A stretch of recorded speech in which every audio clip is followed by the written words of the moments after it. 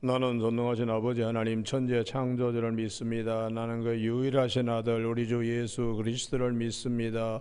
그는 성령으로 잉태되어 동정녀 마리아에게서 나시고 본디오 빌라도의 고난을 받아 십자가에 못 박혀 죽으시고 장사된 지 사흘 만에 죽은 자 가운데서 다시 살아나셨으며 하늘에 오르시어 전능하신 아버지 하나님 우편에 앉아 계시다가 거기로부터 살아있는 자와 죽은 자를 심판하러 오십니다. 나는 성령을 믿으며 거룩한 공교회와 성도의 교제와 죄를 용서받는 것과 몸의 부활과 영생을 믿습니다. 아멘.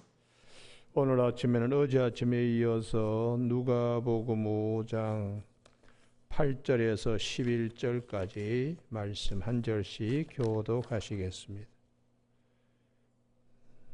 누가복음 5장 8절.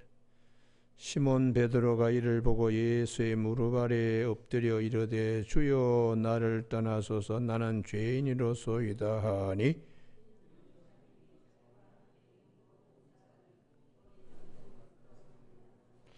세베대의 아들로서 시몬의 동업자 야고보 요한도 놀랐습니다. 예수께서 시몬에게 이르시되 무서워 말라 이제 후로는 내가 사람을 취하리라 하시니 같이 읽습니다. 그들이 베드로를 육지에 대고 모든 것을 버려두고 예수를 따르니라. 아멘. 오늘 8절에 시몬 베드로가 이를 보고 예수의 무릎 아래 엎드려 이르되 주여 나를 떠나소서 나는 죄인이로소이다 하니 하는 말씀 중심으로 죄인을 불러 제자 삼으시는 은혜의 뜻 이라는 제목으로 말씀을 나누겠습니다. 베드로 스스로가 하나님의 크신 은혜 앞에서 생각지도 않는 고기를 2배에 가득 찬 풍어의 만선의 기쁨 앞에서 자신도 모르게 그 기쁨의 잔치 앞에서 야, 내가 죄인이구나. 어제 아침에 살펴본 것처럼 예수님께서 사람들을 데리고 말씀하시고 또 자기 배에 올라서 말씀하실 때까지 나무 일로 생각한 겁니다. 그러나 예수님께서 밤새 땀 흘리며 횃불을 들고서 고기를 유인하면서 투망질했지만은 고기 한 마리도 잡지 못한 이 베드로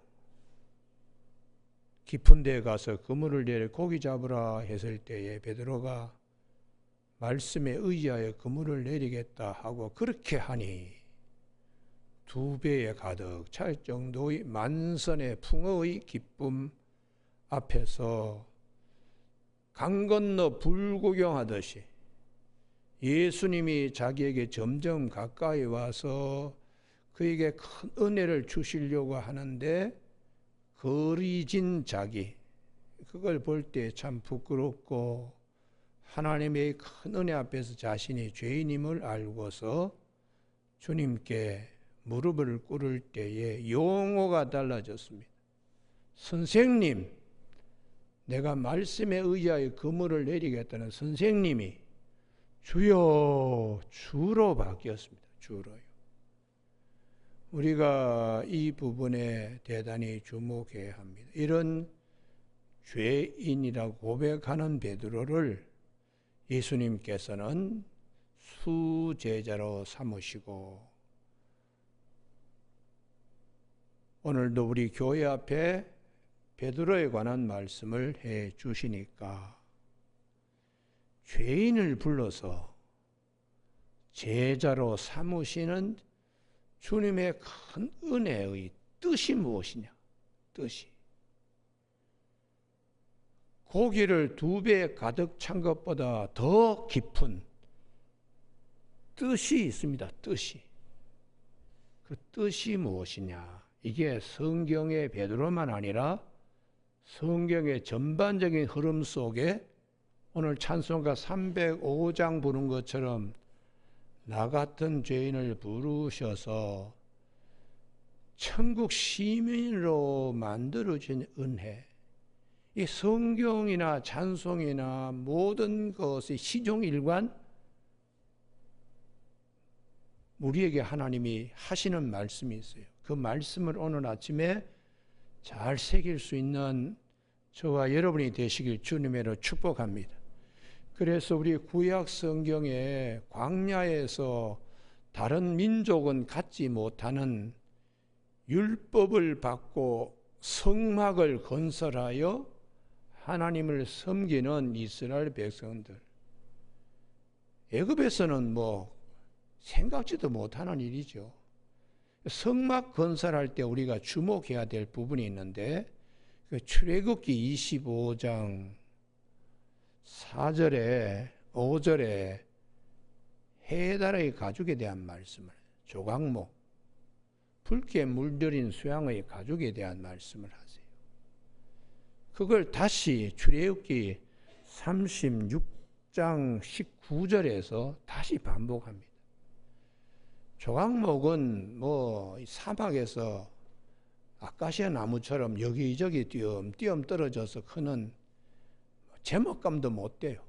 그리고 야자 열매와 같이 단 열매도 무화과 나무 열매처럼 주지도 못하며 백향목처럼 좋은 제목도 아닌데, 그거를 이제 지목을 해서 성막의 조각목이 법궤 상자로 쓰이고 대단히 큰 일을 하지요.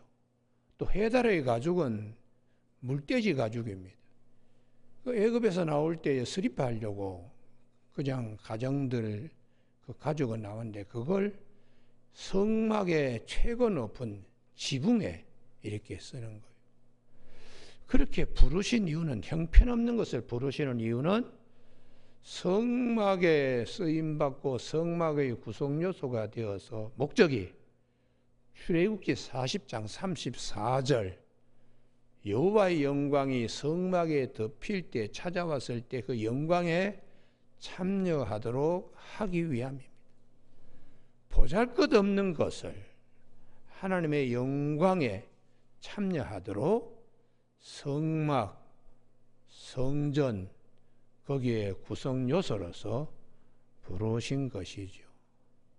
그래서 성경의 참 전반적인 흐름은 그렇습니다. 주님도 말씀하셨지만 시편 118편 22절에 건축자들의 버린 돌을 모퉁이의 머릿돌로 사용하시는 하나님, 그걸 주님이 마태복음 21장 42절에서 건축자들의 버린 돌을 모퉁이의 머릿돌로 쓰시는 하나님, 가장 중요한 부분에 기초석으로, 코너스톤으로 사람들이 다 그냥 에이 하고 던져진 형편없는 자를 하나님은 사랑하셔서 성전의 코너스톤으로 쓰시는 하나님이십니다. 그래서 이러한 사건은 참 수없이 성경에 많이 등장되고 있는데요, 우리가 특별히 주목할 부분이 여호수아, 여기는 찾아야 되겠네요. 9장, 여호수아 9장, 여기는 찾으셔야 됩니다. 여호수아 9장 22절 23절 332면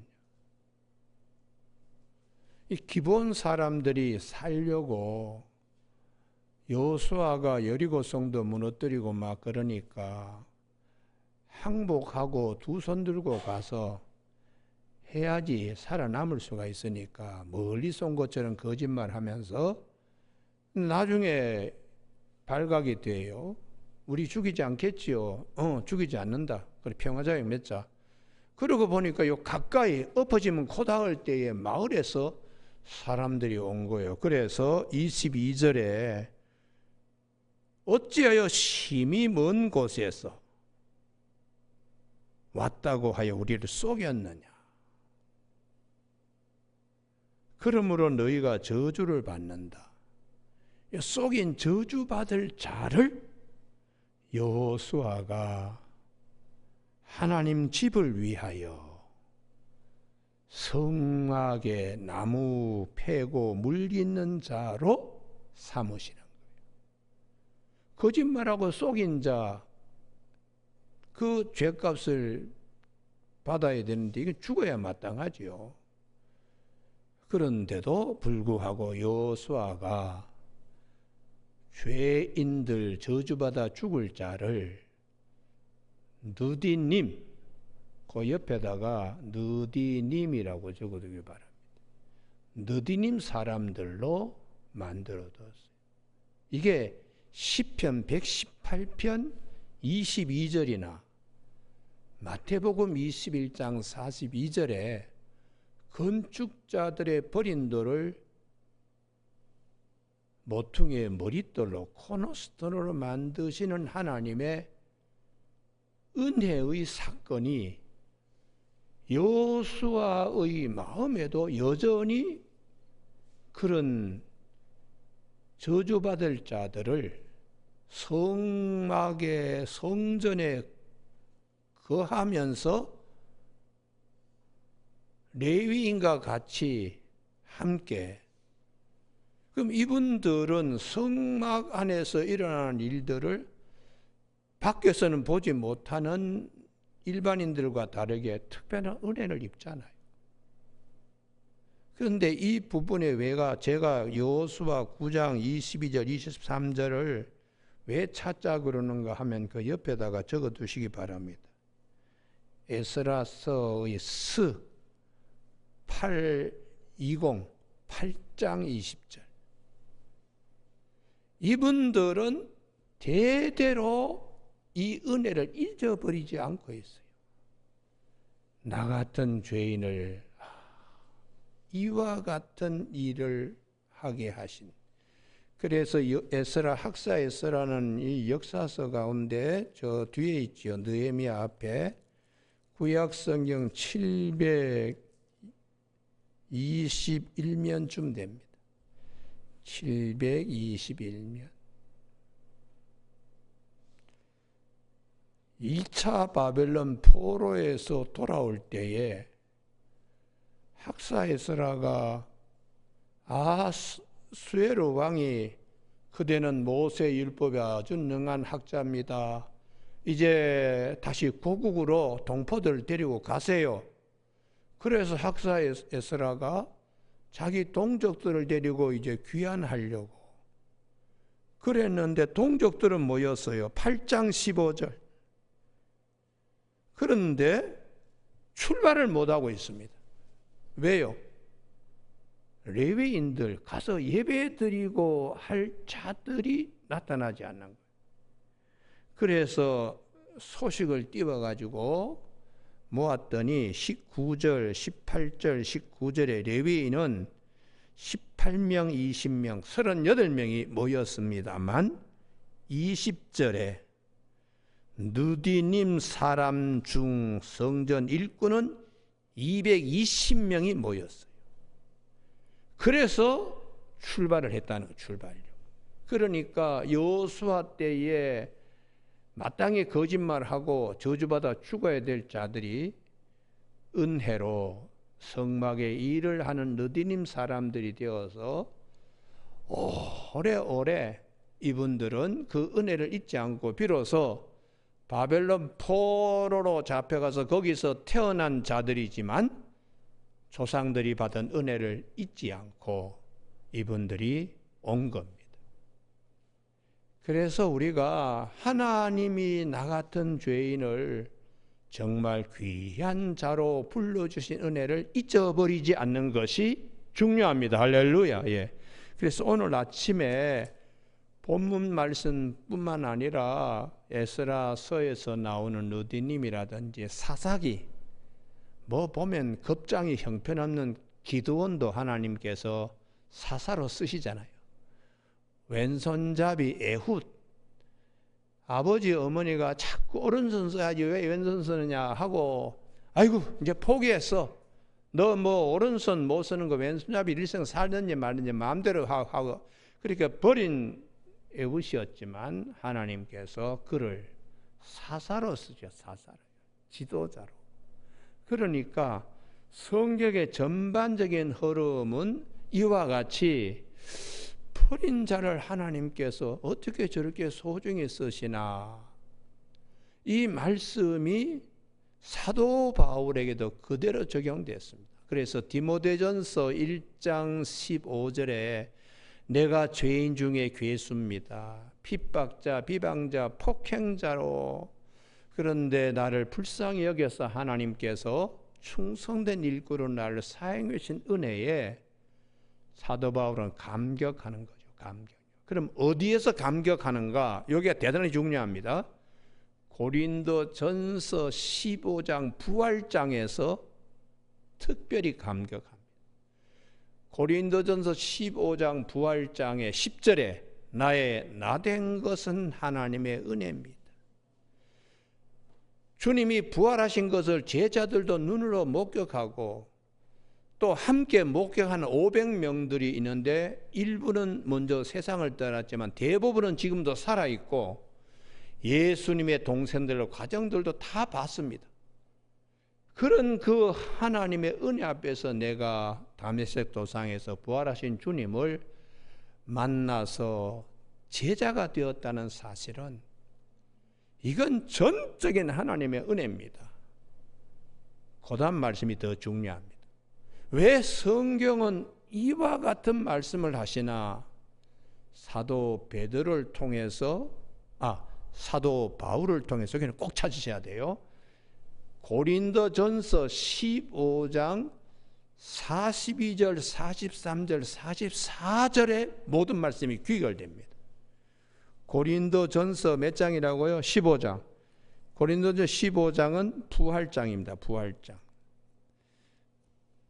고린도전서 15장 10절 나의 나된 것은 하나님의 은혜라고 부활의 사건과 증인들 앞에서 자기도 한 사람이 된 것은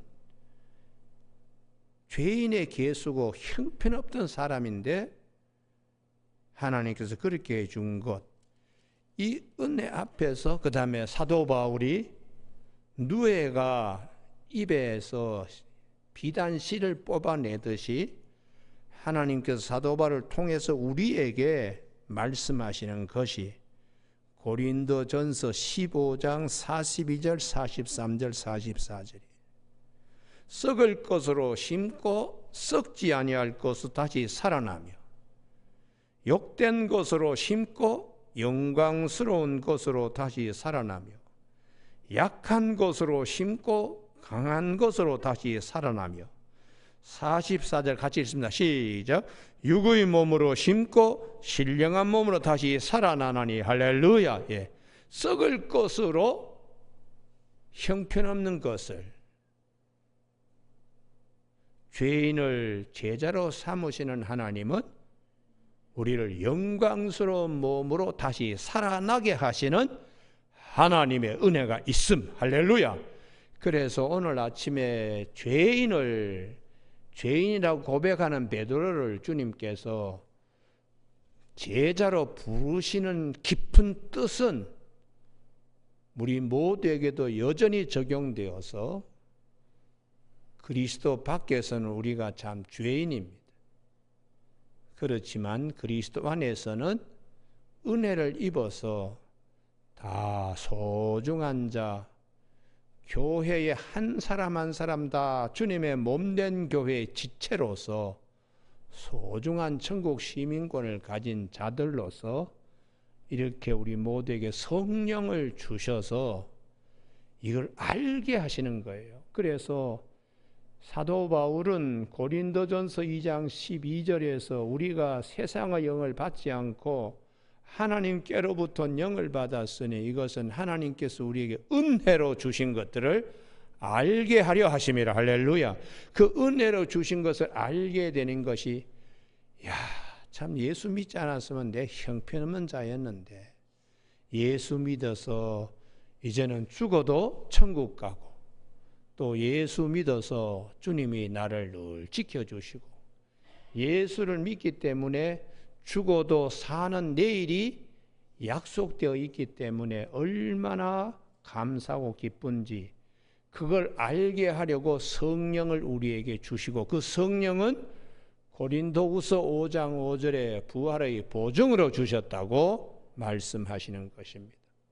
여러분 그래서 갈릴리 바다의 성격도 거칠고 또 베드로도 왼손잡이입니다. 나중에 말고의 귀를 갖다가 오른쪽 귀를 자른 걸로 봐서 베드로의 칼 쓰는 것이 왼손을 쓰기 때문에 오른쪽 귀를 자를 수 있었어요. 그렇게 거친 성격인데도 주님께서 베드로를 버리지 아니하시고 끝까지 붙들고 제자로 삼습니다.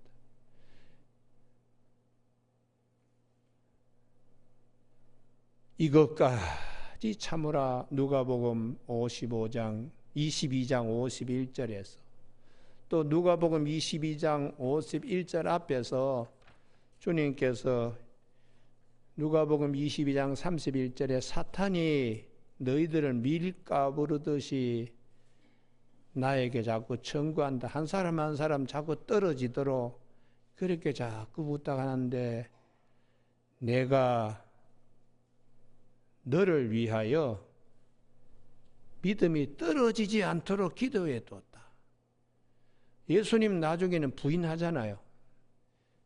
그랬던 베드로 끝까지 사탄에게 넘어가지 않도록 주님께서 그 일까지 다 해두신 후에 형제들에게 믿음을 잘 지킬 수 있도록 네가 앞장서야 된다고 성경은 누가복음 22장 30일 사탄이 너를 밀가부르듯 하려고 요구하였으나 그러나 내가 너를 위하여 내 믿음이 떨어지지 않기를 기도해 두었다. 그렇게 말씀하세요. 그래서 참 이 죄인을 제자 삼아서 나중에 베드로가 성령 받고 난 다음에 자기에게 일어난 일들이 수없이 많지요. 안진뱅이도 뭐 고치고 살아나게 또 이방인 고넬료의 집에 가서 설교하니까 고넬료의 집안 사람들이 성령 받고 뭐 대단한 일들을 많이 베드로도 목격합니다.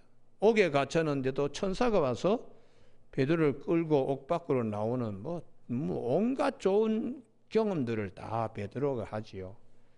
그래서 그 영광에 참여하게 죄인을 불러서 해달의 가축이나 시띨목을 불러서 성막의 구성 요소가 되어 하나님의 영광을 맛보게 하는 것처럼 그런 베드로를 주님께서 제자 삼으셨다. 이 말씀을 기록하신 이유가 어디 있는가?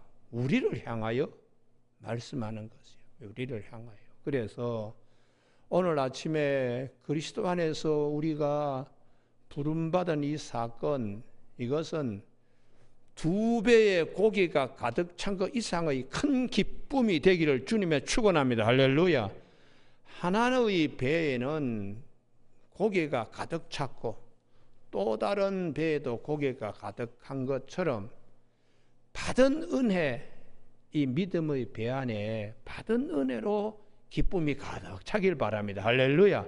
그리고 다른 배는 앞으로 받을 은혜로 다른 배에 가득 채워지길 주님의 이름으로 축복합니다. 그래서 성경은 처음부터 끝까지 그렇게 말씀하세요. 이렇게 참 막 거친 베드로도 나중에 예수님께서 말씀하신 대로 베드로 후서 4장 8절에 만물의 마지막이 찾아왔으니까 근신하고 우리가 기도해야 되는데 무엇보다도 서로 뜨겁게 서로 사랑할지니 사랑은 서로 허물과 죄를 덮는다고 사랑의 사도로 바뀌어 있어요.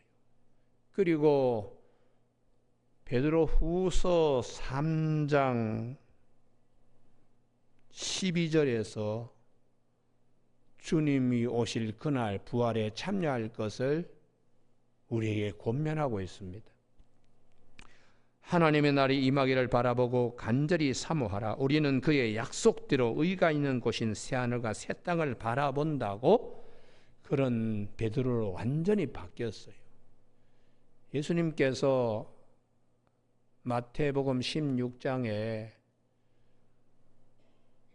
이 반석 위에 교회를 세우고 천국 열쇠를 너에게 준다. 그리고 난 다음에 십자가 부활에 대한 말씀할 때 베드로가 펄펄 뛰었잖아요. 절대로 그런 일이 있으면 안 된다. 그때에 주님께서 야단을 쳤지요. 너는 하나님의 일을 생각지 않고 사람의 일만 생각하는 사탄의 마귀 자식이냐. 그렇게 야단을 쳤는데 참 주님께서 끝까지 참으시면서 베드로를 이렇게 다듬고 저렇게 연마시키고 이런 훈련 저런 훈련 과정을 통해서 베드로가 예수님의 12제자 가운데서 사도 베드로, 갈라디아 2장 8절에 유대인들에게 복음을 전하는 베드로요, 예수 믿는 사람을 따라다니면서 했던 죽이려고 했던 이 사도 바울이 하나님의 은혜로 사도가 되어서 갈라디아 2장 8절에서는 할례받지 않은 이방인의 전도자로 하나님은 쓰셨다는 거예요. 이런 과정을 통하여 우리에게 하시는 말씀은 썩을 것으로 심고 썩지 않을 것이 살아나게 하시는 하나님, 할렐루야. 욕된 것으로 심고 영광된 것으로 다시 살아나게 하시는 하나님, 육의 몸으로 심고 신령한 몸으로 다시 살아나게 하시는 하나님의 은혜를 성경은 시종일관 말씀하고 있습니다. 오늘 아침 우리 모두가 받은 은혜에 내 믿음의 배에 기쁨이 가득하길 바라고, 앞으로 받을 은혜에 내 믿음의 또 다른 배에 가득하기를 주님의 이름으로 축복합니다. 기도하시겠습니다. 하나님 아버지, 나 같은 죄인을 살리신 하나님의 은혜에 감사를 드립니다. 이 아침에 거칠고 다듬어지지 않는 억센 베드로를, 내가 죄인입니다 라는 베드로를 주님께서 제자로 부르셔서 하나님의 온갖 좋은 것들을 경험하게 하고 사랑이 많은 사도로, 교회의 으뜸되는 사도로 오늘까지 저희가 그 길을 바라보면서 궁극적으로 우리에게도 썩을 것으로 심고 썩지 아니할 것 다시 살아나게, 건축자들이 버린 돌을 모퉁이의 머릿돌로 삼으시고 하나님께서 형편없는 자들을 높은 곳에 이르게 하신 하나님의 은혜를 아침 우리 모두가 깊이 새기면서 받은 은혜와 받을 은혜로 우리 믿음의 배에 가득 채우는 아침 되게 하여 주시길 원하오며 예수님 이름으로 기도드립니다. 아멘. 하늘에 계신 우리 아버지, 아버지의 이름을 거룩하게 하시며 아버지의 나라가 오게 하시며 아버지의 뜻이 하늘에서와 같이 땅에서도 이루어지게 하소서. 오늘 우리에게로 할 양식을 주시고 우리가 우리에게 잘못한 사람을 용서하여 준 것 같이 우리 죄를 용서하여 주시고 우리를 시험에 빠지지 않게 하시고 악에서 구하소서. 나라와 권능과 영광이 영원히 아버지의 것입니다. 아멘.